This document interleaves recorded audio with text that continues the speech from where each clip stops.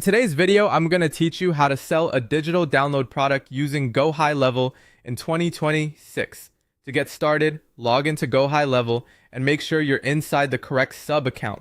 This is important because products, payments, and sales settings are managed at the sub account level, so you want to build everything in the right workspace from the beginning. Once you're in, go to the payments section. This is where Gohighlevel lets you manage the selling side of your business, including invoices, product setup, and checkout related tools. After that, look at the top menu and click on products, then click on products again in the main area if needed to open the full product list. From there, click create product to start building your digital download offer. The first thing you'll do is enter the title of your digital product. Choose a clear, specific title that tells the buyer exactly what they're getting. Since this is the name customers may see during the purchase process, it should be simple and professional.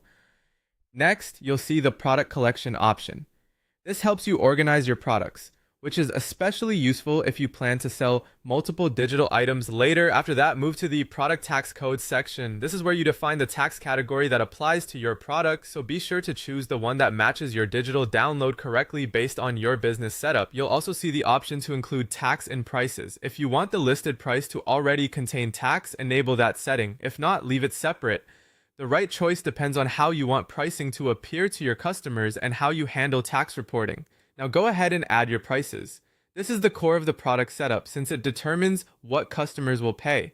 Enter the amount carefully and double check everything before moving on. If your product comes in different versions, you can also add variants. This is useful if you want to offer multiple editions, formats, or access levels under the same product listing. Next, look for the search engine listing section. This area helps with how your product may appear in search-related contexts. Inside that section, add your SEO description. Write a short, clear description that explains the value of the product in a natural way. Keep it relevant and easy to understand so it supports both visibility and conversions. Once everything looks good, click Save. That will finalize your product setup and make your digital download product ready inside Gohighlevel.